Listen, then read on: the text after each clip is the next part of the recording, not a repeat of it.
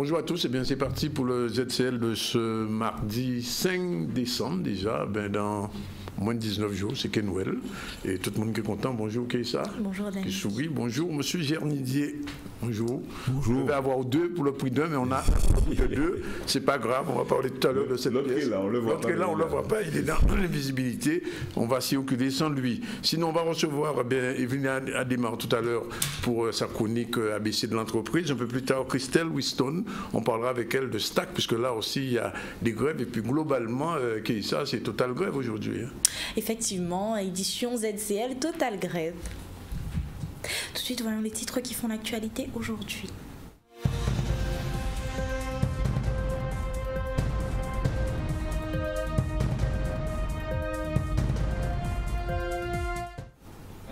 Et nous verrons le journal d'aujourd'hui avec les grèves des stations Total. Depuis ce matin, ces stations-là sont entrées en grève, à savoir celles de Total Petit-Bourg, Total Le Rézé, Total Gosier et Total du Rond-Point Mickel.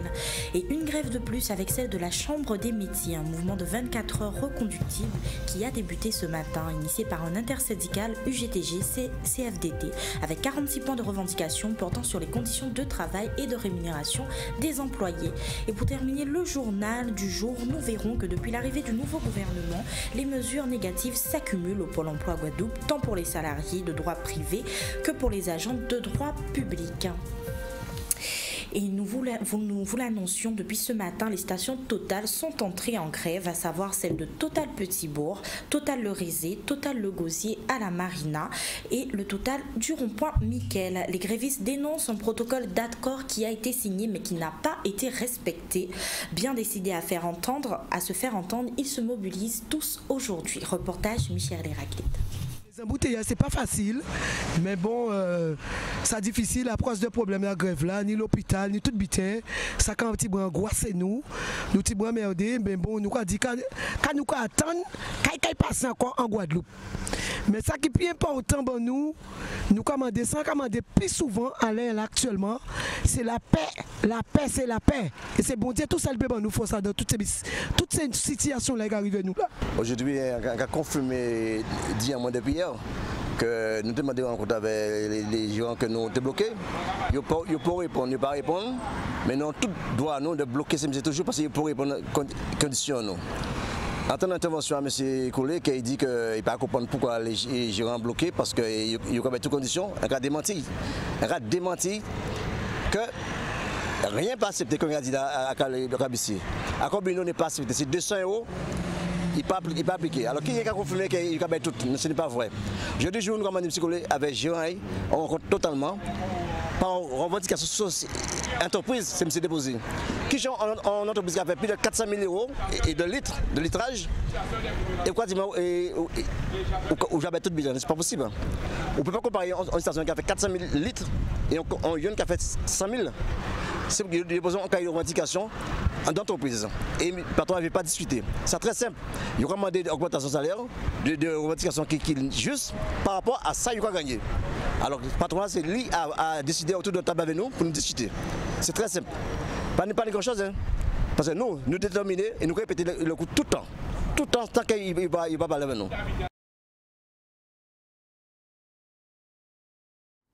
Et comme nous vous le disions, aujourd'hui, le ZCL semble être un ZCL spécial grève, puisqu'une grève de plus, un mouvement de 24 heures reconductible, qui a débuté ce matin, initié par un intersyndical UGTG-CFDT, avec 46 points de revendication portant sur les conditions de travail et de rémunération des employés. Une grève qui intervient alors que la Chambre consulaire est sans président depuis maintenant 8 mois, après l'annulation de l'élection de Franck Lasserre. L'intérim est assuré par une commission de gestion. C'est donc à la présidente de cette commission que les syndicats ont adressé les préavis sans avoir obtenu de rendez-vous pour négocier. Des images de cette mobilisation avec Michel Héraclite. Maintenant, nous debout devant ce centre-là parce que la direction n'a pas respecté les statuts. Qu'a dit qu'il y a un certain nombre d'articles qui n'est pas respecté, notamment par rapport à les embauches, les avancements, les promotions, les plans de formation et bien d'autres. La société n'a pas respecté pour l'article. Il a fait ça, il a dit que c'est eux que nous ni simplement un avis consultatif. alors que le statut prévoit que tout document que vous envoyé en France, que nous signons, nous contre-signons. Parce que donc c'est pour ça que nous mettons debout et que depuis 2011, pas ni pour négociation, rien pas fait. Depuis 2009, ils font un reclassement et depuis là ça valait après la projet augmenter pour augmenter des salaires. Et en plus de ça, il y avait hausse différentes taxes qui initient ça. Eh bien, nous avons salaire nous a baissé, pouvoir d'achat nous a baissé. Mais et voilà donc pourquoi les raisons principales. Nous avons une plateforme qui initie 46 points et que nous avons essayé de défendre ça. Nous voyons un préavis de grève le 29 novembre. Il n'a pas répondu nous. Il n'a pas rien contact avec nous. Ou plutôt, il voyons un papier pour dire nous que nous mal fait préavis à nous. Alors que préavis à M. Pévrey, il a recommandé. Donc, il a dit nous qu'il n'a pas respecté le statut, donc il ne pas recevoir nous, alors que ça nous fait une fin en règle. Je dis, nous dit que ni en réunion qui prévu en lundi, mais personnellement, pour section syndicale, ni la CFDT, ni GTG, pour recevoir un document, un SMS, pour espèce d'invitation à une négociation. Voilà. Et par rapport à ça, donc nous devons attendre qu'il fait le nécessaire. Voilà, il est 13h et 12h41. Effectivement, c'est une journée de grève. Et quand il y a grève, il n'y a rien à voir. C'est circuler, justement, faire la transition avec M. Gernidier, le frère, José, l'autre, Joël, pardon, et donc qui est comédien, mais qui est aussi dans cette pièce qu'on m'a dit, qu'on dit une coproduction, puisqu'elle a été réalisée entre la Guadeloupe et la Martinique. José Exilis et le metteur en scène, José Gernidier, et l'auteur de cette pièce qui a déjà été présentée à l'archipel en Guadeloupe, qui sera ce week-end au MAC, vendredi et samedi. Bonjour Joël, alors circuler, qu'est-ce qu'il y a à voir? Bonjour, circuler, il y a tout à voir. Circuler, c'est une histoire de famille déjà entre deux frères, José Gernidier, donc c'est la première fois qu'on se retrouve sur scène à deux. Ah bon, c'est la première fois? C'est la première fois. On a toujours l'impression que vous êtes toujours... José m'avait déjà mis en scène. D'accord. D'accord. Voilà, mais chaque fois il était lui derrière. Et là maintenant on a décidé de se rencontrer sur cette pièce. Et une histoire de famille entre les deux îles aussi, parce que c'est un projet sur les deux îles, puisque c'est un travail que je continue, puisque j'avais déjà travaillé avec ce metteur en scène. Et on a une certaine confiance l'un dans l'autre. Donc c'est pour ça qu'on a fait appel à lui pour cette mise en scène et circuler. Il y a tout à voir. Alors c'est une pièce qui a déjà été jouée, qui a connu déjà 40 représentations, c'est ça? Oui, c'est-à-dire que circuler, porte bien son nom, puisque c'est une pièce, et malgré tout, tous les jours, je retrouve des Guadeloupéens ou bien des Martiniquais qui me disent quand est-ce que vous rejouez, parce qu'on n'a pas encore vu la pièce. Oui. La pièce a été créée au mois de janvier en Martinique, le 21 janvier, et depuis, on a joué en Guadeloupe une trentaine de fois. Oui, mais on a fait des lycées aussi. C'est un texte qui interpelle beaucoup les jeunes, donc on a beaucoup travaillé aussi avec des lycées. On a travaillé, nous sommes allés à Saint-Martin. On a fait Paris récemment, où on a passé une semaine avec les jeunes de la communauté, mais aussi un public beaucoup plus large aussi. Et cette pièce, c'est là qu'on a pu voir que c'est une pièce qui peut être vue par tout le monde. Universelle. Universelle, absolument. C'est ça le bon théâtre en fait. Et puis on vient de la Guyane, là, on a joué devant un public extraordinaire pendant trois représentations. On a fait une représentation avec des jeunes, où les jeunes ont posé des questions sur la pièce, mais extraordinaire. Et puis 2 belles représentations tout public, quoi. Donc c'est une pièce qui continue, et que là on revient au Memorial Act pour pouvoir faire 2 belles représentations, et une dernière là samedi prochain où ça sera... Une dernière, c'est fini après? Non, la dernière de l'année, ça sera au Moule le samedi 16, quoi. Alors Joël, puisque vous êtes sur scène, parlez-nous un peu de votre personnage dans Circuler. Cette pièce parle d'un accident tout à fait banal de la route. Il y en a plein tout le temps malheureusement. Tout le temps malheureusement, sauf que celui-là sort du cadre d'accident parce qu'il y a le père qui décède d'une fracture à la rate, le foie il a rate éclaté, et le fils qui sort indemne. D'accord. Donc, on fait appel à une enquête pour savoir ce qui s'est passé exactement. Donc, il y a plusieurs inspecteurs locaux qui se sont cassés le dent sur le dossier, comme dit l'inspecteur venu de métropole. Parce qu'après, comme les inspecteurs locaux se sont cassés les dents, donc on fait appel appel à un inspecteur supérieur qui vient de métropole. Bien sûr. Donc il vient faire son enquête, mais il mène son enquête et cette enquête-là va le mener bien loin, le pauvre, puisque il va, à partir de cet accident, on va partir sur tout le pays. À partir de l'accident. Et c'est cette chose qui est extraordinaire que l'auteur a réussi à nous emmener à partir d'un texte, d'un accident banal, tout à fait banal, mais pour nous emmener à sur nous-mêmes. À l'introspection. Et ça, le public le ressent. J'en attendais pour, mais nous pas comme ça quand même, il raide quand même, ils auraient. Faut dire, son pièce qui ont une critique sociale là-dedans. C'est clair, clair. C'est-à-dire, ça nous parle de nous, mais on parle de nous à partir de nous-mêmes, ce qui fait que on peut aller parler de nous comme ça aux autres.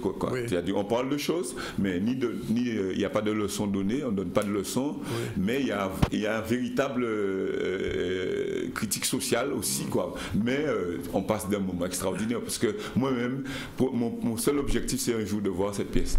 Ah bon? Il n'est pas mauvais ça là, encore au point. Oui, si je peux me le permettre, d'où vient cette idée de scénario?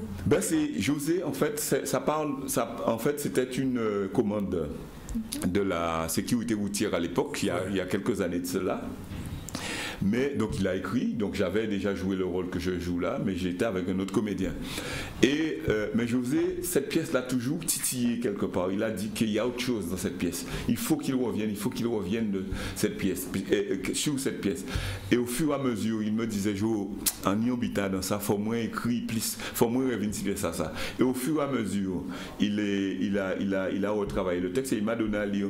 Et puis un jour, sans qu'il le sache, j'ai envoyé le texte au metteur en scène. Et le metteur en scène, il est complètement tombé fou de la pièce. Et après, on a commencé à discuter autour de la pièce. On a fait une première lecture au Mémorial Acte en mai 2016, ce qui a donné, on a eu des applaudissements du public. Les gens ont reçu le texte parce que c'est ce qu'on peut appeler quand même une comédie dramatique, c'est pour ça, c'est pas que on rigole beaucoup, mais on va rien fall, oui, absolument. Donc c'est un texte qui vient tout simplement d'une commande de la sécurité routière et après qui est parti ailleurs. Donc vous êtes en partenariat avec la sécurité routière? Non, pas sur ce projet-là. Au départ, oui, mais là c'est une pièce qui a été créée comme avec une compagnie. Forme de sensibilisation. Voilà. Mais en tout cas, oui, on a la sensibilisation hier, parce que le microcosme qu'est la route, comment on se comporte sur la route, se retrouve dans la pièce, ça c'est clair. Il faut, quand vous verrez la pièce, vous me direz de belles, parce que franchement, il y a des exemples, les zébras par exemple, les pistes cyclables, on en parle, voilà. Les fauteuils volants aussi. Absolument, il y a ce qu'il faut, Est-ce que, cette pièce a été jouée à des lycéens, vous avez dit, comment ils réagissent les jeunes? Les jeunes, ils vont tout de suite dans le deuxième, ils passent tout de suite le premier degré, ils comprennent tout de suite C'est ce qui est intéressant, c'est-à-dire ils commencent à poser des questions sur le fond même de la pièce. Par exemple, ils parlent, je ne vais pas développer plus, mais les jeunes comprennent vraiment la pièce et ils reçoivent la pièce.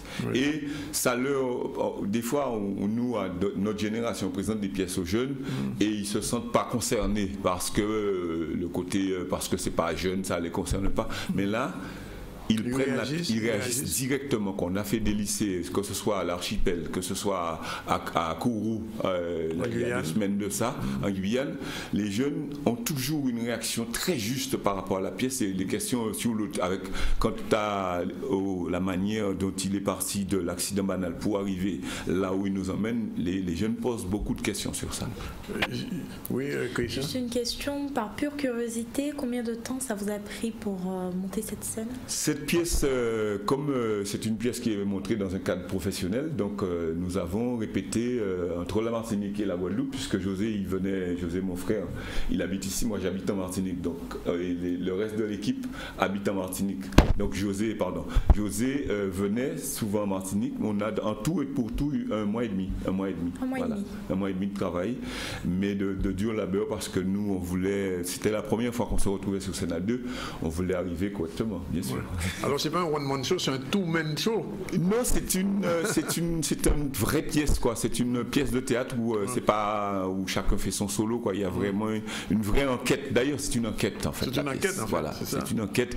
Donc il y a vraiment. Et puis il y a aussi cette pièce. Ce qu'il y a de bien dedans, c'est qu'il y a un tout. Tout y est au niveau création parce qu'il y a eu une création spéciale de musique pour cette pièce qui a été faite par Woody Benjamin. Je crois mon n'importe qui monde. Woody Benjamin, Frédéric Caracas et René Geoffroy. Oui, d'accord. Voilà, donc mais c'est une pièce, on voulait que ça soit une pièce qui ait une certaine, vraiment une grande qualité de pièce. Et pour l'instant, c'est ce qu'on a comme retour et... Voilà quoi. Alors on va avoir un extrait, je crois qu'on a une vidéo, on va avoir un petit extrait de cette pièce qui est, on dirait qu'aussi on nous envoie le son. Voilà. Ils sont racistes ces gens-là, ils n'aiment pas les nègres à peau noire. Qu'est-ce que vous racontez, monsieur Choupa? Tous les nègres ne sont pas noirs. Non, nous savons ça très bien. C'était excellent, c'était très bien. Une très belle maison. Ils ont très pointu. Vraiment, j'ai passé un très bon moment. Le temps a passé. J'ai eu l'impression que c'était trop rapide. Pourtant.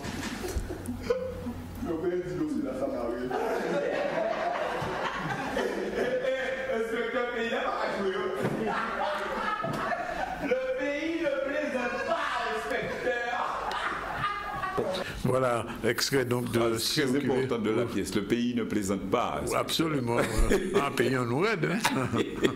Bon alors, donc vendredi, samedi et puis d'autres... Vendredi et samedi au Mémorial Acte, au Mémorial Acte et samedi 16 pour la dernière de l'année, ça sera à la salle Robert Loison au Moule avant les Semouna partie à Noël quoi. Voilà. Mais il y aura attention aussi la route quand même. Absolument, petit rappel. Pas de l'hôpital là. Non, exactement. Un petit rappel, ce soir au MACT, il y a un beau cantage autour du texte, autour du théâtre même, quoi. Ce soir, autour de l'œuvre de José aussi ce soir, à partir de 19h au Mémorial Acte ce soir. Non. Une toute dernière question, Joël. La vie de comédien en Guadeloupe ou en Guadeloupe ou en Martinique, puisque vous vivez en Martinique. La vie de comédien, c'est la vie que je mène depuis des années et c'est une vie très difficile. Pourquoi difficile? Parce que c'est pour vivre de ce métier-là, c'est très compliqué, quoi. Surtout parce que c'est un métier, déjà quand on veut le faire, si on fait que des one-man show, on peut vivre de ce métier-là. Mais quand c'est pas ma sensibilité, moi ma sensibilité c'est d'aller vraiment dans le théâtre, c'est-à-dire avec des pièces écrites et faire vivre des auteurs guadeloupéens qui ont du sens et qui ont, et je n'ai rien contre les one-man show puisque c'est une forme de théâtre qui est respectable, il n'y a pas de souci, sauf que c'est pas ma pratique. Donc ça c'est pas évident parce qu'on est des intermittents du spectacle, donc il faut faire un certain nombre d'heures pour pouvoir espérer vivre de ce métier, mais qu'est-ce que j'aime ça. Voilà. Mais alors c'est dur, pourquoi? C'est dur pour vivre, j'allais dire financièrement, matériellement, c'est vivre parce que les relations... Moi je dirais que c'est dur, mais je vais rester positif parce que avec tout le travail que j'ai déjà fourni, maintenant je commence à avoir les récompenses de mon travail, que ce soit au niveau public, quoi. Maintenant, parce qu'il faut là, au bout d'un moment, il faut, pour pouvoir continuer à travailler, avoir plus de projets, et c'est ce qui peut amener un peu plus de finances, si je peux m'exprimer ainsi. Oui, bien sûr. Ça nous permet de vivre de notre métier parce qu'on peut multiplier des projets. Voilà. Mais avant, c'est vrai que c'est pour ça que le Circuler, c'est un bel exemple pour moi. Parce que Circuler, c'est la première pièce qu'on tourne autant. Qu'on essaie de tourner autant, très peu de temps. Par exemple, on est déjà parti à Paris, en Guyane, et on va partir en Avignon là, en juillet prochain. Et on va revenir. Vous n'avez pas fait le festival de Fort-de-France? Non, il n'y a plus, en fait, ils ne prennent plus tellement de théâtre, en fait. C'est axé sur la musique. Sur la musique et en plus, on était en tournée en Guadeloupe quand ça s'est passé. Oui. Mais donc, le métier est difficile, mais on s'accroche parce qu'on a besoin de ça en Guadeloupe, quoi. On a besoin en Guadeloupe ou en Martinique d'ailleurs. Et je pose la question puisqu'on vous voit en Martinique en ce moment et en France aussi. Et il est plus difficile de vivre du théâtre en Guadeloupe ou en Martinique quand on est comédien? C'est même bien là. En Martinique, c'est peut-être même un peu plus difficile parce qu'ils ont moins de lieux. parce que d'ailleurs, l'exemple, c'est qu'on a joué que 5 fois en Martinique et en Guadeloupe, on est déjà à 35 représentations, par exemple. Et malgré le centre des arts fermés. Malgré le centre des arts fermés, mais on a beaucoup d'espace qu'on essaie d'exploiter au maximum, que ce soit le moule, avec le SIDAC, etc. Voilà. Oui. Christian, avant dernière question. Au niveau du public, est-ce que le public martiniquais est plus réceptif ou le public... Est-ce qu'il y a un public qui est plus difficile? Cette pièce, la chance que j'ai, c'est on a toujours été bien reçus avec cette pièce, vraiment, parce que les gens disent que c'est du bon boulot, mais tant qu'on fait, moi je dis, tant qu'on fait tout le boulot, c'est-à-dire le boulot de faire une vraie pièce de qualité, qu'on fait le travail de communication qu'il faut pour pouvoir faire venir du monde, après on n'a pas de problème pour ça. Mais il faut vraiment, comme on dit en créole, il faut debout derrière ça qu'on fait. Ça veut dire que moi quand je décide, je suis sur une pièce en lap et en ça, si on pas fait, c'est pas d'autres monde qui fait bon moi. Donc on fait. En café. Et on fait bien. Merci. En tout cas, Joël Giannidi, merci. On rappelle donc ce rendez-vous ce week-end, vendredi, samedi au MAC. Circuler, portez mon neuf pour point billet à autres parce que absolument. Rester ça là pas trop grand. Pas trop grand. Donc faut porter mon neuf et puis dernière représentation le 16 samedi 16 à la salle Robert Loison, portez mon neuf nous connaissons parler de ça, mais samedi 16 dernière représentation de l'année. Merci beaucoup. Paniboui. Merci à Canal 10. Circuler. Merci. Vous pouvez circuler. Il est 12h55. On va lancer la pub tout de suite et puis on se retrouve pour la suite du journal et nos autres invités. Evelyne Neymar devrait être avec nous pour la rubrique ABC Entreprise tout à l'heure et ça revient.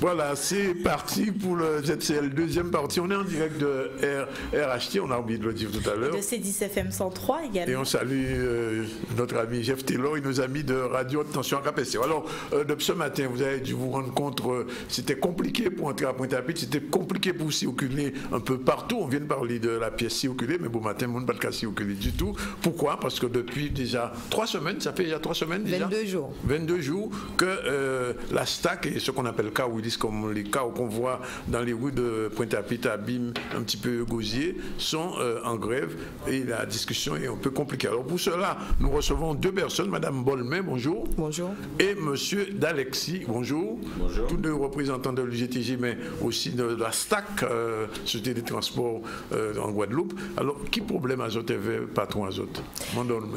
Alors, il faut savoir que les salariés en grève depuis le 14 novembre, pour des questions, enfin des revendications, ils ont traité si les conditions de travail, si augmentation de salaire, la rémunération, respect des instances représentatives du personnel. Ça fait un lobby d'un. Oui, un lobby d'un. Ni en plateforme qui a 34 points de revendication. Et c'est même chez Daubin qu'on a discuté? Non, alors le SMT est obligé de recevoir nous en moment, puisque c'est l'autorité là qui est organisatrice du transport urbain. Et comme c'est donneur de la société là avec laquelle nous en conflit là, donc au bout d'un moment, il est obligé de recevoir nous pour nous faire part des revendications. Alors, est-ce qu'il y aura coûté revendication à zone? C'est là l'expert qui dit un petit mot, puisqu'il est délégué syndical. Il y aura coûté, il y aura parlé, et au final, le problème, c'est qu'avec M. Lima, pas ni pour consensus. Ah bon? C'est-à-dire que ça, il a dit qu'il fait, après ça, il a fait devant nous. Donc, il fait que nous vivons au stade où il était obligé de mettre un médiateur, c'était M. Abozo, mais au final, ça n'a pas baillé rien. Dans la mesure suivante que 34 points de revendication, ça n'a pas fait du jour au lendemain. C'est des années que nous mettons à jour. Parce que si c'est pour énumérer tout tenir longtemps, plus qu'il 34 points. Ça a fait plus de 5 ans, nous avons réclamé M. Lima, ranger quoi et essayer d'améliorer certaines choses. Ça qui l'élément déclencheur, c'est qu'il a besoin de mettre en place un planning par cycle. Qu'est-ce que ça y est, on planning par cycle? On planning par cycle, c'est-à-dire que, allez là, on n'est pas obligé de faire. Qui j'en peux expliquer ça? C'est-à-dire que, sur 10 semaines, planning à Bougla, c'est 10 semaines. C'est-à-dire que 10 semaines, il y a 350 heures de travail. D'accord. Donc, il peut parler à 35 heures première semaine, 25 heures deuxième semaine, et 45 heures troisième semaine. Ça a fait que, on a fait 350 heures au total. Et les autres cas ont oublié exactement. Pour attendre justement Ravine, pour ne pas générer heures supplémentaires. Actuellement, revenu nous tellement bas que nous dépendons des heures supplémentaires. Nous sommes obligés de faire des heures supplémentaires pour nous s'attraper, pour nous en salaire correct. D'accord. Donc, là, on met en place par la cycle. nous avons une grosse perte de revenus. Parce que heure supplémentaire, on a 200 à 300 euros en plus. Parce que ça l'ordre de base en nous, on a rappelé, il y a 1200 et quelques euros. Toujours. Oui, comment dire là? Ah, pas blague dans un radio là, pas sérieux. Non, raccord. À 1200 et quelques euros. Ouais. Dans ça, on peut voter mutuel, on peut voter les divers et les consorts. D'accord. Qui fait que, par rapport à ça, on ne peut pas permettre de perdre une journée de travail. Qui est malade, qui n'est pas machin, obligé à aller au combat. C'est-à-dire que l'on perd une journée de travail, qu'est-ce que ça a fait? Ça a fait que faut payer médecin là, ou qu'on perd une journée à 63 et quelques euros. Oui, mais la sécurité sociale a remboursé aux journées là, normalement. Ça va dépendre combien de jours? Ouais. Ah, mais faut prendre plus qu'une journée. Ça va dépendre combien de jours? Ouais. Parce que imagine, au devant, on mal font, on habite comme ça. Il paye bon semaine. D'accord. Donc c'est toujours perdre ou perdre lui. Et derrière ça, nous avons une espèce de mutuelle, un pays nommé non, pour ne pas faire publicité, qui pas permettre, il faut voter l'argent prochain. Pour y payer ça rembourser quelques temps après. Son notre baba encore. Donc, nous disons, M. Lima, pas de problème, nous d'accord avec parler par cycle. Mais à condition que nous pas on perte de revenus. C'est-à-dire que nous, comme nous parlons en cycle là, nous allons dire, ok, nous ne pouvons pas garder un supplémentaire là encore, mais bon, nos salaires descend. Un salaire qui correspond à métier en nous. C'est-à-dire, je devais passer de 1200 à combien? 1200 pour obtenir 1500 euros. C'est-à-dire, on se met amélioré. Tout à fait. Ouais. Pourquoi? Oui. Tout simplement parce que actuellement, la population peut-être pas quand on nous compte, mais on chauffe à Kao. Quand il a dit. Quand commence à qui les matins? Ah, il pas ni l'heure pour commencer. Comment il pas ni l'heure? Ah, nous peut commencer à 4h du matin. 4h du matin? Quoi va dire là? Moi personnellement, dernière ligne a fait plus grand bonheur, 4h30, ils font des gens dépôt là. Ils ont pas bout à qui est? Ah, nous peut la guerre à qui est 19h40. Ligne là, rappelez-vous. Les chauffeurs là, s'ils commencent à 4h30, qui est la guerre côté midi. D'accord. Donc, derrière ça, nous finissons par éplucher certains éléments et nous constater que M. Lima n'a pas payé totalité à heures supplémentaires là. D'accord. Deuxième quoi, il y a une infraction au Code du travail concernant les contingents annuels. À expliquer que ça, il y a un contingent annuel, c'est-à-dire que la loi qu'à mettre en place, on quantité de lait pour pas jamber. C'est-à-dire c'est 1607 heures plus 200 heures supplémentaires. C'est qu'à bord 1827 heures. La majorité des chauffeurs, pour ne pas dire toutes, a plus de 200 heures jambées. Pourquoi la loi met ça en place? C'est pour générer et créer des emplois. C'est-à-dire que moi, par exemple, en jambé 200 heures, on prend un emploi qui doit être embauché. Absolument. Donc, c'est toutes ces espèces de manigances-là qu'on nous ramène de M. Lima. Mettre à jour, jouer 4 tables dans nous, pour que ça régler. Et il va attendre match, Mandolman. Alors, le SMT, alors il faut savoir que pendant le conflit là, le SMT, nous rencontrons le SMT qu'on dit tout à l'heure là, nous rencontrons le conseil régional aussi, puisque c'est qui organise le réseau de transport en Guadeloupe, et il était engagé à interpeller la direction à la STAC. Donc, normalement, semaine passée, nous avons acté, éveillé, que nous avons mis en place son groupe de travail vendredi pour travailler si problème là, nous constatons là, si régularisation des heures supplémentaires. On paquet à travailler, qu'a fait des heures par mois, et on a constaté que les heures supplémentaires, les heures travaillées en fait, pas correspondent à ce salaire là qu'il y a versé là. Et il y a un paquet d'heures supplémentaires qui n'est pas pris en compte à dans ce salaire là qu'il y a attrapé chaque fin de mois là. Donc normalement, il y a remettre des documents puisque il y a basé aussi des plannings théoriques pour calculer le temps de travail effectif à les salariés. Et bien jusqu'à là, nous attendons et il n'y a pas ni l'air de vouloir discuter en fait. Alors depuis le 14 novembre, nous disons dans le mouvement, alors des parfois on voit quand même des caroulistes, c'est des gens qui ne pas fait grève. Voilà, c'est les non-grévistes qui ont avant la rue là, mais il faut savoir que le fait qu'il y ait des gens qui en grève, ça a forcé puisque normalement, comme camarade l'expliquait, c'est 2 chauffeurs pour la journée. Ni un café qui du matin et ni un qui de l'après-midi. Et ces gens qui conduit là, ils ont conduit toute la journée. Ah bon? Voilà. Il faut bouger tout là. C'est des gens qui ne sont pas syndiqués. Non, non, il n'y a pas forcément syndiqué ou pas, à part le problème là. C'est que, comment expliquer? Non, c'est que, comment expliquer là? C'est que le patron là, quand il est dans une situation de précarité. D'accord. Ou obligé quoi? Ou obligé. Ouais, sinon on va m'offrir. Obligé. Sinon, on a dans un système que on peut pas, on peut payer vraiment devant. Donc nous pensons que nous marions, nous croyons au combat. Mais il y a un soutien. Mais alors ça veut dire que grève là, ça qui bout. Parce qu'il est vite au moment. 1100 ans. Ils ont négocié assis, moment grève là, pour rembourser tous ces jours-là qu'ils n'ont pas travaillé là. La loi qui a dit que l'on salarié est obligé de mettre en grève pour c'est une application à droit, il faut patron la payer. Donc, nous, notre revendication qui non, mais nous, il y a dans la plateforme là, et nous avons dit que nous avons mis une position, nous, les salariés mettent en grève pour droit, pour faire employer la respecter l'obligation, donc il faut payer les jours de grève. Mais moi, enfin, ou quoi conduit le transport aussi? Non, moi, je travaille pour l'emploi. Ah, on travaille pour l'emploi. Vous êtes délégué syndical simplement. Non, c'est quand portez-vous dans Pompis, c'est pas la position là. Qui j'ai un cas qui a fait là ces jours-là, qui calendrier là? Alors, il faut savoir que suite à deux opérations escargot qui fait job là, donc il y a un Sipon Gaba, il y a un Sipon l'Alliance, et puis en parallèle, il y a un troisième groupe qui était devant le SMT. Nous pas savent. Donc suite à ça, préfecture là convoqué, enfin invité nous en rencontre à 11h, donc nous avons et il engagé en fait à prendre contact avec les différents partis à conflit là pour voir qui gens nous trouvons situation pour sortir des situations là. Ça il a pénalisé autant la population, les usagers, que les salariés et entreprises là et aussi. Les journalistes aussi. Et les journalistes aussi. Oui, il faut dire ça. Donc peut-être qu'il y a une négociation. Est-ce qu'elle m'a parlé contre les autres quand il avait ça avait dimanche à préfet là? Nous qu'à attendre retour à préfet là, c'est ça, puisqu'il dit nous qu'à contacter nous pour dire nous pour suite à rencontre là en fait. D'accord. Mais c'est un conflit effectivement qui dit bon gênant. Alors dernier bien que des autres, c'est tous ces jours-là ça nous avons une série de conflits que j'ai lancés. Sont le KP qui a venu en Chimay là. On va penser de façon. Parce que Pompis en grève, oui, mais les secteurs qui en grève, c'est parce qu'il y a un problème. La santé en grève. Oui. Mais tous les secteurs qui en grève, c'est parce qu'il y a un problème. Oui, bien sûr. Nous mettre nous en mais comme c'est fait dans l'année là, et en cas de GLKP, c'est comme ça, ça t'est parti. En fin de l'année 2008, grève commence à faire petit à petit. Et en janvier, bim, parti, petit à petit. Il n'y a rien qui se prépare. Vous avez le secrétaire général, M. Domota, vous avez les 3 secrétaires généraux adjoints. Mais tout ce que je veux dire, c'est que nous avons invité Domota. Voilà, si nous en balance, c'est parce qu'il y a un problème. C'est qu'il y a un problème, effectivement. Ni pour la santé, il y a une pas nous, nous pas nous à l'IGTG, parce qu'il y a CLTS qui était là. M. Clavier, vraiment. Mon marathon, et on a bien senti, je dis là, ces autres, on va avoir des qui là. Nous pouvons même nous les pompis. Nous pouvons nous les pompis, parce que grève là aussi, d'après ça, il y a une plus grande encore. C'est total aujourd'hui? Oui, total. Oui, total en grève, tous les total en grève. Bon, en tout cas, monsieur d'Alexis Bolmer, ça me peut dire c'est Kembe. Et puis, espérer que le mouvement là qui trouve une solution, on sortit, que les cas où disent qu'ils continuent à rouler, et que monsieur Lima qui tente un petit point revendication aux autres. Enfin, on va espérer, non? Pas vous tout seul qui espérer.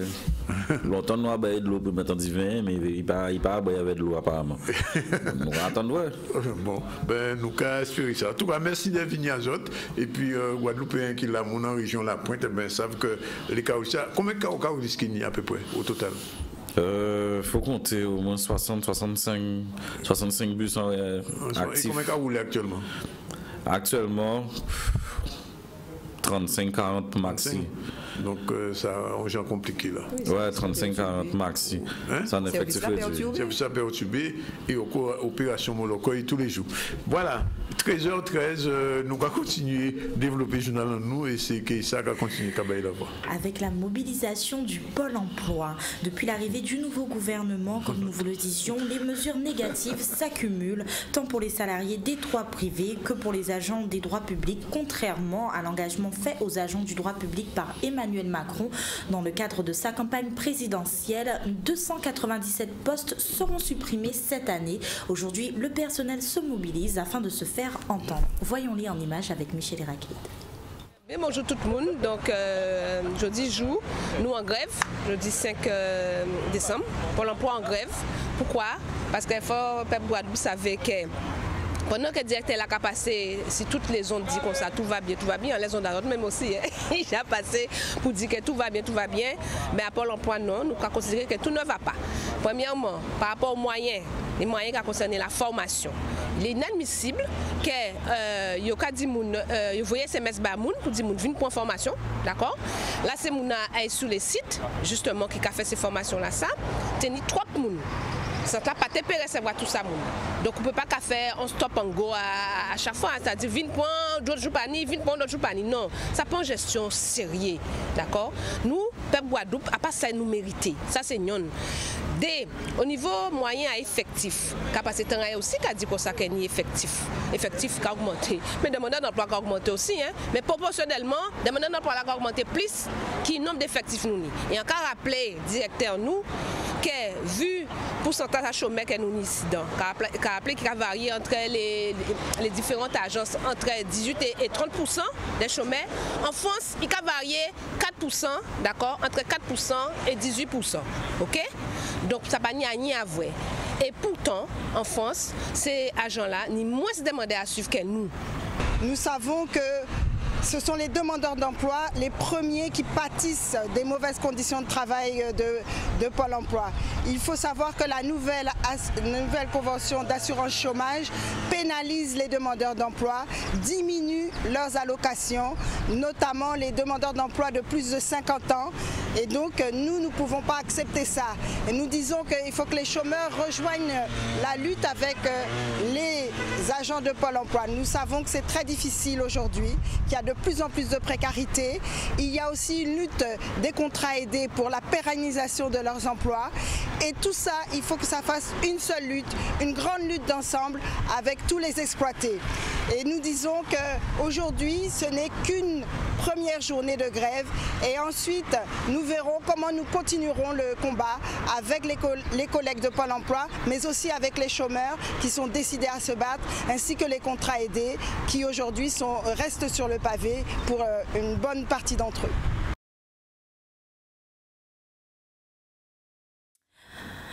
Et comme vous l'avez pu remarquer, pour ceux qui ont emprunté les routes de ce matin, une opération escargot sur le pont de la Gabarre, mais également sur le pont de l'Alliance. En effet, le réseau Carulis est depuis le 14 novembre 2017 en grève, concerné par un mouvement de grève qui a comme conséquence la paralysie totale du réseau en raison du blocage illégal des 3 dépôts de bus de la société. Cette grève a été déclenchée par le syndicat de l'UGTG, intervenant après plus de 10 mois d'échanges pour aboutir à un projet d'accord. Voilà, bien, on va tout de suite saluer Emeline. Bonjour. Bonjour, Dani. Emeline, c'est la chronique ABC Entreprise. Et aujourd'hui, Emeline, après votre générique, on va peut-être passer. Oui, je crois qu'il a le générique. Non, il n'a pas. Il faudra trouver un dossier spécial générique, comme ça, on ne va pas les perdre chaque fois. Alors, Emeline, on parlera des associations. Et c'est un problème qui est récurrent, puisqu'en Guadeloupe, il y a un tissu associatif très, très dense, oui. Vous le savez. Et souvent, la question se pose pour les présidents d'associations, les membres des associations, comment on peut être à la fois membre de l'association ou être salarié ou pas? Est-ce qu'il y a cavalerie? Est-ce qu'il y a conflit d'intérêts? C'est la question que je vous pose aujourd'hui avec votre chronique. Alors, bonjour chers téléspectateurs, Danick. Bonjour Keïssa. Oui, oui. Oui. Alors, concernant les associations, il convient de distinguer plusieurs typologies d'intervenants. Il y a les salariés qui peuvent être salariés d'associations, c'est tout à fait possible, hein, Danick, mais qui seront déclarés un peu comme les salariés dans des structures de société, normale, une entreprise, oui. Voilà, tout à fait. Le président peut être également rémunéré, mais dans certaines conditions. Normalement, sa rémunération n'excède pas 3/4 du SMIC. D'accord. Et par contre, les bénévoles qui interviennent, alors ça c'est un cas particulier puisque c'est souvent la question lorsqu'on est bénévole, est-ce qu'on a droit à une rémunération ou pas? Alors il faut savoir que le bénévolat c'est une activité qui est totalement désintéressée, oui. Et par désintéressé on n'entend aucun type de rémunération. Même pas par exemple frais de déplacement, d'essence, un voyage en Afrique, enfin je sais pas, je dis n'importe quoi. Alors par rémunération j'entends plus parler des primes, des indemnités, des dédommagements ou encore des prestations en nature dédiées à un bénévole en particulier, à savoir un repas ou encore de l'hébergement payé par l'association pour le compte du bénévole, mais qui ne soit pas dans le cadre de l'association. Attention, puisqu'il faut faire attention. Pas la nuance là. Ne soit pas dans le cadre de l'association. Si un bénévole vous dit, Danick, ben écoutez, ça fait plusieurs fois que j'interviens sur telle action, j'ai besoin de réserver un hôtel XYZ, mais qui n'a aucun lien, aucune relation avec l'association, et que vous décidez par exemple pour le rétribuer, on va dire, parce que derrière il a déjà fait des actions de bénévolat, oui. Et que vous souhaitez le remercier, payer pour lui l'hôtel qui n'a aucun lien avec l'association, dans ce cas-là effectivement ce n'est pas possible, mais oui. C'est assimilé à une forme de rémunération. Mais cependant il peut prétendre donc à des remboursements de frais qu'il aura engagés pour le compte de l'association. des frais généraux Ça dépend de la nature, enfin, quels que soient les frais. C'est un frais repas, essence par exemple. Oui, c'est le repas, essence. Achat de matériel, s'il achète un appareil photo, une tablette, un téléphone... C'est tout à fait possible. Oui. S'il achète pour le compte de l'association, dans ce cas-là, il devra vous ramener le justificatif qui se rapporte et le matériel appartiendra à l'association. Et le matériel appartiendra à l'association. Et parce que derrière, il aura effectivement le justificatif qui lui permet de pouvoir justifier de l'achat qu'il aura fait pour le compte de l'association. D'accord. Alors, sur le fonctionnement d'une manière générale dans l'association par rapport au bénévolat, est-ce qu'il y a des contrats ou bien le bénévolat se fait sans aucune... Le bénévolat, c'est une forme de don de soi, hein. C'est une forme de don de la personne. Il n'y a pas forcément un contrat, il peut y avoir une convention passée avec un bénévole, mais qui sous-entend quoi? S'il y a un accident. Comment? S'il y a un accident. Le bénévole, normalement, est censé être couvert par l'assurance de l'association. S'il est reconnu, effectivement, qu'il exerçait dans le cadre de l'association. Il y a un lien, tout à fait, entre l'association et le bénévole. Effectivement, pour se protéger, il vaut mieux peut-être mettre en place une convention qui prévoira l'intervention de ce bénévole au sein de la structure. Une question bénévole. Oui, que se passe-t-il si toutefois l'association a malgré tout rémunéré le bénévole ou encore en nature a accepté la demande du bénévole? Alors, il y a un risque de requalification en salariat du bénévole qui entraîne pour le coup le calcul de cotisation, qui pourrait plutôt entraîner le calcul de cotisation sociale, mais également le risque pour l'association de se voir condamnée pour travail dissimulé. Et également, pour le coup, il y a une obligation pour l'association de respecter l'obligation de procédure de licenciement pour le bénévole pour lequel il y aura eu une requalification. Procédure de licenciement carrément. Tout à fait, exactement. Oui. Et il faudra également respecter les normes d'hygiène et de sécurité. C'est-à-dire que ce bénévole pour qui il y a ce risque sera assimilé à un salarié. Alors, si la loi n'autorise pas les avantages en nature, qu'en est-il des avantages financiers? On en parlait un petit peu. Alors, ce sont des solutions entre autres pour rétribuer ce volontariat, à savoir pouvoir délivrer un reçu fiscal aux bénévoles. L'association a la possibilité de le faire. Il y a également la possibilité de délivrer des tickets restaurants aux bénévoles. Et enfin, la possibilité donc de lui rembourser ses frais, comme on en parlait en toute première partie de cette chronique d'Annick. Tout à fait. Qu'est-ce qu'on entend justement par reçu fiscal ? Le reçu fiscal, c'est-à-dire que le bénévole qui n'aura pas bénéficié du remboursement de ses frais n'a théoriquement pas la possibilité de déduire de son impôt sur le revenu les dépenses qu'il aura engagées dans le cadre de l'association. À moins en fait d'avoir bénéficié d'un reçu fiscal délivré par cette association. Oui. Mais attention, le montant de la déduction dépendra de la réduction d'impôt, plutôt dépendra de la nature de l'organisme qui a bénéficié de ce don. Le reçu fiscal permet en fait de reconnaître au bénévole le fait qu'il aura versé un don, enfin qu'il aura fait un don en faveur de l'association. C'est déductible de ses impôts. Alors attention, pour que ce soit déductible, il faut que l'association normalement soit reconnue d'intérêt général. Et la notion d'intérêt général, donc ça acquiert... non reconnu d'intérêt. Comment? Si dans une association non reconnue d'intérêt général, le reçu fiscal... en cas de contrôle, effectivement, ça peut être remis en cause directement par les services fiscaux au niveau du bénévole qui aura déduit ce don. Oui. Mais alors attention, peut-être aussi qu'il convient peut-être d'encourager les associations à acquérir le statut d'intérêt général, qui est très compliqué à obtenir. Qui est très compliqué à obtenir, mais qui permet entre autres de délivrer ces reçus fiscaux en toute tranquillité, en toute sagesse. Voilà.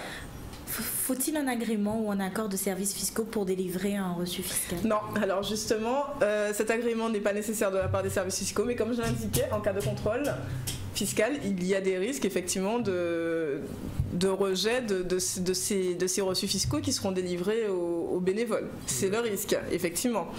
Mais si l'association, si l'association n'était pas autorisée à délivrer ces reçus, elle peut être condamnée au versement d'une amende égale, d'une amende égale à 25% des sommes mentionnées sur les reçus. Bien sûr. Donc, il vaut mieux effectivement s'attacher à la possibilité ou pas d'effectuer ces reçus. D'accord, et sur un autre point de vue, peut-on mettre des tickets de restaurant aux bénévoles d'une association? Oui, alors c'est tout à fait possible pour les bénévoles assidus, c'est-à-dire les bénévoles réguliers. En général, ces tickets restaurants seront remis le jour des actions, si jamais on a un bénévole qui effectue une action sur toute une journée, l'association a la possibilité de lui délivrer un reçu fiscal pour cette action ponctuelle. Évidemment, on ne peut pas lui délivrer tous les reçus fiscaux, tous les tickets restaurants, excusez-moi, on est resté sur les reçus fiscaux. Tous les tickets restaurants qu'on le souhaite, il faut que ça soit rattaché à une action précise. Et effectivement, ce ticket restaurant bénéficie d'une fiscalité intéressante pour l'association puisqu'elle est exonérée de charges sociales et qu'elle est prise en charge à 100% par l'association. Enfin, c'est surtout plus avantageux pour le bénévole qui reçoit. On en a parlé un petit peu, enfin, il faut juste le résumer. Les frais entraînés pour une action ou une autre par le membre bénévole de l'association peuvent être remboursés à quelles conditions? Alors, comme je disais, les frais remboursés, eux, ne seront pas assimilés à une rémunération, ni même ils ne sont pas soumis à la cotisation sociale, ni à l'impôt sur le revenu. Oui. Et le remboursement de ces frais est possible à condition que cela corresponde à des frais réels. Donc, effectivement, on ramène un justificatif, on ramène une facture. Les frais sont toujours réels. Si j'ai mis de l'essence dans la voiture pour aller à Trois-Rivières, je suis revenu, après je suis allé à Saint-François, ce sont des frais réels si j'ai mon ticket de... Oui, tant que tu as ton ticket, ou alors ça peut être aussi une déduction forfaitaire pour la partie des frais d'essence. Encore faut-il pouvoir apporter la preuve que les frais ont été engagés dans le cadre de l'association, Danick. Puisque c'est vrai que le risque, c'est que lorsqu'on est multicasquette, qu'on puisse éventuellement remettre ça en cause. Mais dès lors que tu as la possibilité de prouver que ce jour X, tu t'es rendu sur telle action pour le bien de telle association, effectivement, on a la possibilité de rembourser les frais qui ont été engagés. Alors, si la personne ne vient pas à la réunion, effectivement... Là, c'est un peu embêtant, par contre. C'est très embêtant. Donc, il vaut mieux pouvoir prouver la présence de ce bénévole à la réunion. Effectivement. Alors, quel risque peut-on, pour une association qui ne peut pas apporter la preuve, justement, des frais remboursés? Alors, comme je disais, effectivement, il y a un risque que ces remboursements de frais soient requalifiés en salaire, et du côté de l'administration fiscale, que les remboursements de frais soient intégrés à l'impôt, à la base calculable pour l'impôt sur le revenu du bénéficiaire. Voilà, Danick. Oui. Donc, c'est une chronique intéressante. Très intéressante. Et j'espère qu'il y a les milliers d'associatifs qui existent en Guadeloupe. Pardon? Je lance la pub. Les milliers d'associatifs qui existent en Guadeloupe auront intérêt à réécouter cette chronique sur le www.zcl.tv ou alors voir le replay ce soir vers 0h demain matin aux horaires parce que c'est très intéressant et je pense même que c'est une chronique qu'on va retrouver sur le site du zcl.tv. Quelle est la prochaine chronique, Emeline? Alors, on va rester dans l'actualité, Danick. On va parler un peu de quelque chose qui n'est pas forcément super attrayant pendant les fêtes de Noël, mais on va parler du droit de grève. Oh là là, le droit de grève. Oui, le droit de grève, c'est très d'actualité. Ça tombe bien. C'est un sujet, on a même dû le traiter aujourd'hui, parce que nous sommes en totale grève aujourd'hui. Ce matin, est-ce que vous avez été bloqué par les embouteillages ce matin? J'habite à proximité de mon travail. Je crois que c'est à proximité de l'UGTG. Ah non. Voilà, il est exactement 13h27. On va prendre une nouvelle pause de publicité et on va se retrouver tout à l'heure pour parler d'un sujet encore plus d'actualité puisque c'est le traitement des ordures ménagères, si je m'abuse, et du traitement, je regarde mon sujet. On revient tout de suite après cette pause pub avec le dernier sujet sur l'actualité avec Keïssa. C'est bien ça? Oui.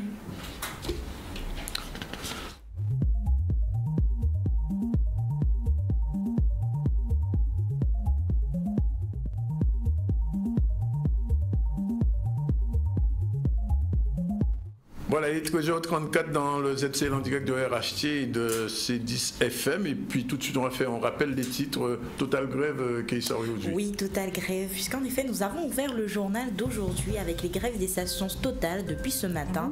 Ces stations-là sont entrées en grève, à savoir celles de Total Petit-Bourg, Total Le Rézé, Total Gosier et Total du rond-point Mickel. Et nous avons vu une grève de plus avec celle de la Chambre des métiers, un mouvement de 24 heures reconductible qui a débuté ce matin, initié par un intersyndical UGTG CFDT avec 46 points de revendication portant sur les conditions de travail et de rémunération des employés. Et pour terminer le journal du jour, nous avons vu que depuis l'arrivée du nouveau gouvernement, les mesures négatives s'accumulaient tant pour les salariés de droit privé que pour les agents de droit public.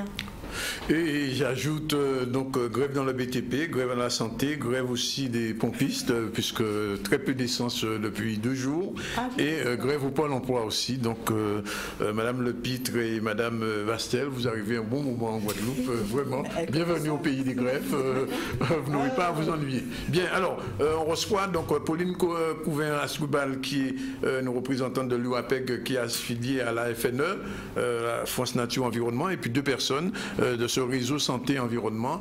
Madame Lepitre, bonjour. Bonjour. Et Madame Vastel, bonjour. Alors, première question pour Madame Pauline Couvin-Ascoubal, puisque c'est vous qui recevez ces 2 charmantes personnes. C'est quoi l'URAPEG? L'URAPEG est une fédération qui fédère les associations pour la sauvegarde de l'environnement et du patrimoine de la Guadeloupe. Et il n'y a pas très longtemps, nous sommes devenus URAPEG FNE Guadeloupe. Oui. Et nous sommes aussi membres au conseil d'administration de France Nature Environnement, oui. Et conseiller au CCE.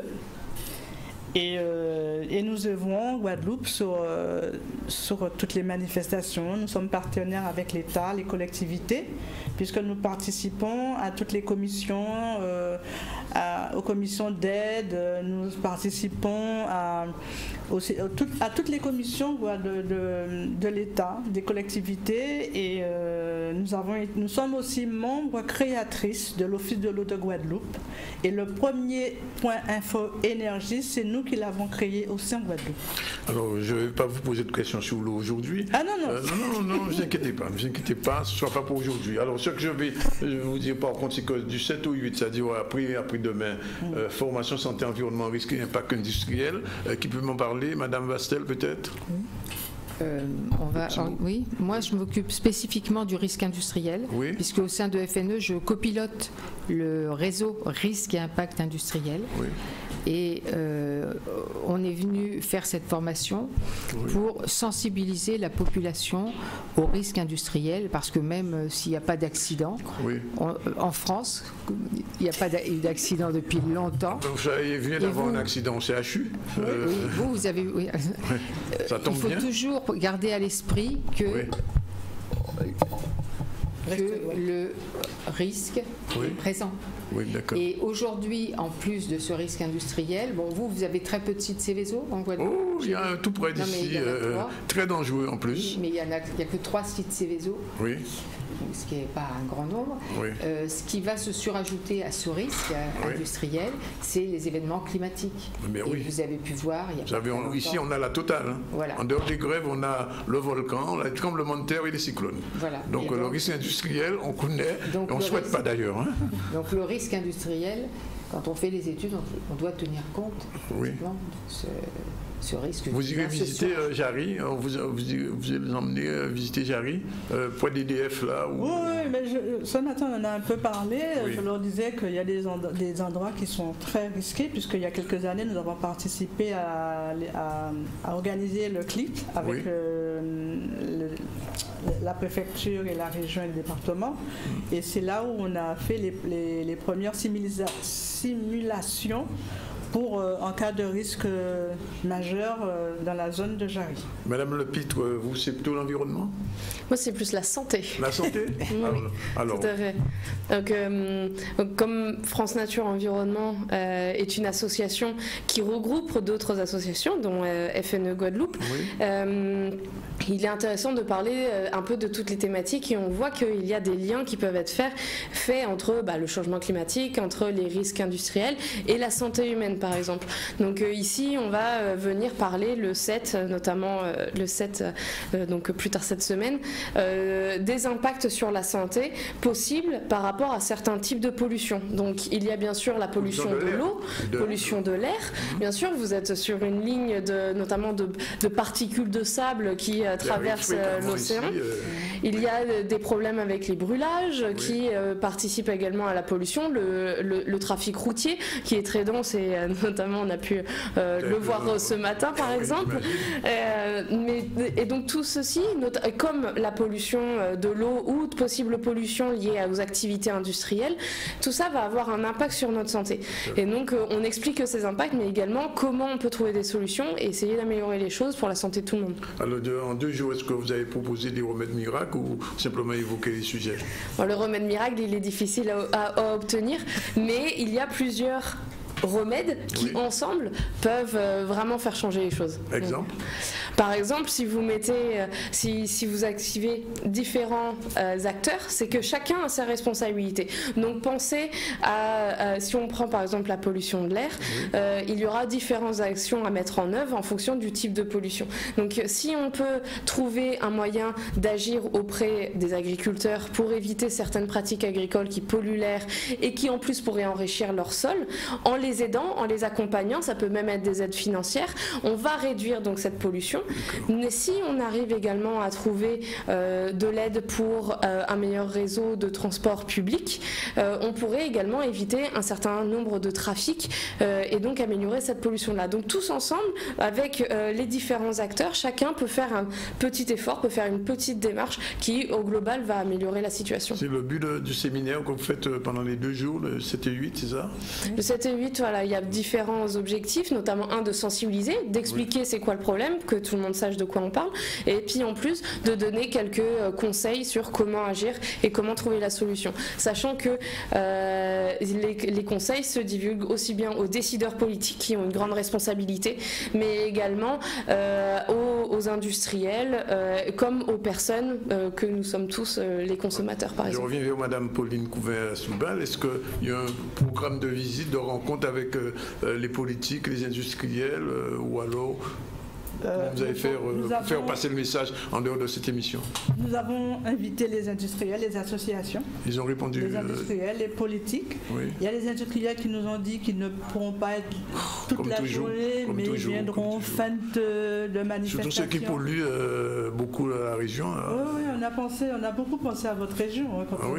Non, parce que j'arrive, vous connaissez le problème de la mangrove. En fait, j'imagine que ces personnes sont sensibilisées et que les huiles de moteurs qui sont déversés dans la mangrove sont vraiment une cause de pollution maximum ici. Non seulement les huiles de moteur, mais la mangrove est en train de se réduire comme pour d'autres.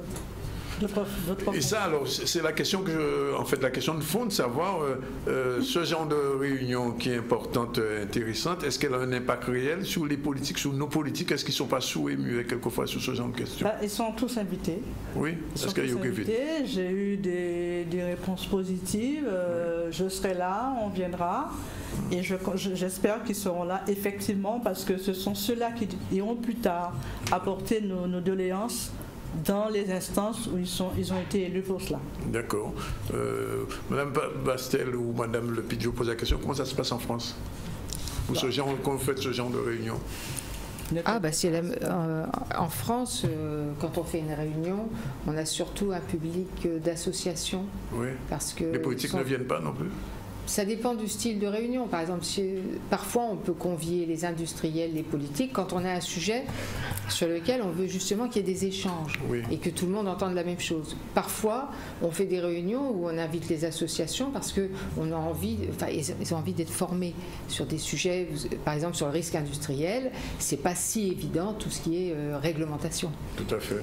Donc là, les associations viennent se former. En revanche, quand on parle sur un sujet où on sait qu'il faut activer des acteurs, eh bien on va les mettre ensemble pour qu'ils puissent échanger et qu'ensuite ils aillent vers une meilleure transparence les uns envers les autres. Alors visiblement, vous avez prévu des interventions. Je vois que Madame Lepit fait une intervention. Vous avez présenté la FNE, c'est ça? Notamment, puis nos modes d'action, justement, c'était votre question, comment est-ce qu'on agissait, nos différents modes d'action, les différents types de réunions, comment est-ce qu'on peut saisir, alerter certains décideurs politiques, notamment. Donc, on sera obligé peut-être de vous réinviter pour vous parler de ça. C'est-à-dire qu'on ne va pas déflorer votre intervention, mais il faudrait peut-être que vous l'amplifiez en venant sur un média. Je ne sais pas, je pose la question. Oui, on peut, il n'y a pas de souci. reçoit votre invitation. Vous êtes là jusqu'à quel jour? Ils repartent dimanche prochain. Dimanche. Samedi matin. Si vous partez lundi, on vous aurait reçu lundi pour faire un bilan. Il faut prolonger leur billet. En souhaitant qu'ils auront un billet. Bon, alors, résumons-nous. Le 7 et le 8. Alors, Madame Pouvin, vous donner le programme un petit peu rapidement. Alors, le 7 et le 8, nous avons Madame Lepitre, Monsieur Pascal Perret-Fitini de Rennes de l'ADEAL. Nous avons Monsieur Dominique Martinez du CIRAD. Nous avons... Je vois qu'on va parler du chlordécone surtout. Voilà, oui. Vous êtes au courant de la problématique du chlordécone ici sur la Bien santé? sûr. Oui. Donc là, on parle de la journée du 7 qui va être plutôt axée santé. Oui. Et là-dessus, il n'y a pas tellement de surprise à parler des problèmes du chlordécone et notamment des problèmes de santé liés à l'utilisation de cette substance. Exactement. Donc on sera accompagné de différents experts qui vont pouvoir nous parler des impacts de l'utilisation de ce produit. Oui.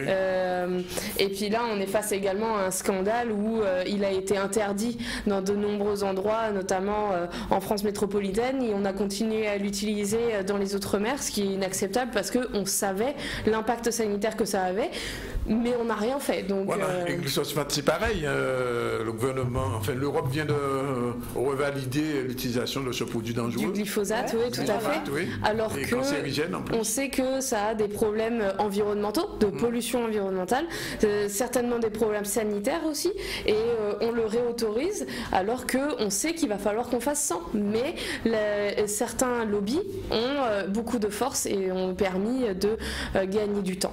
Oui, en tout cas on espère que vos communications seront entendues. Madame Vassier, un dernier mot peut-être? Moi j'ai envie de dire sur le risque industriel, il y a un arsenal qui existe, très contraignant. Oui. Mais il faut que ce soit appliqué. J'allais poser la question, est-il appliqué? Oui. Et on voit ce qu'on déverse dans les rivières à Sainte-Rose, par exemple, vous le savez, Madame Pouvin, près des usines à rhum et à sucre, ce qu'on déverse, bien sûr, la pollution, c'est un vrai problème sur une île, parce que souvent on oublie que nous sommes qu'une île, on n'est pas un continent, et donc j'espère que vos interventions seront entendues, que les gens viendront, que les invités, le 7 et le 8, ça commence à quelle heure?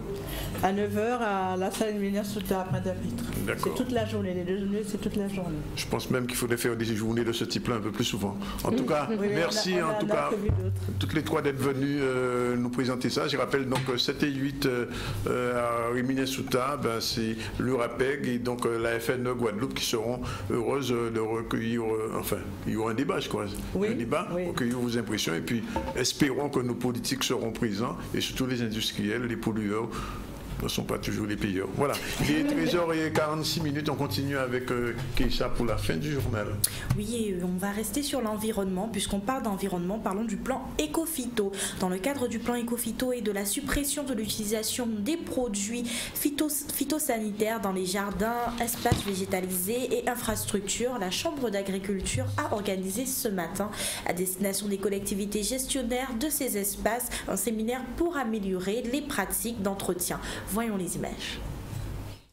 L'éco-phyto, c'est une politique qui a été mise en place dans le but de réduire les produits phytosanitaires. Donc ça vient directement de la politique européenne de voir diminuer les produits phytosanitaires. Mais aussi, c'est surtout pour la santé de nos agriculteurs. Et donc il y a un certain nombre d'actions qui sont mises en place, ce qui fait qu'aujourd'hui on se retrouve ici pour une de ces actions-là. La Chambre d'agriculture est responsable de l'animation du plan Éco-Phyto.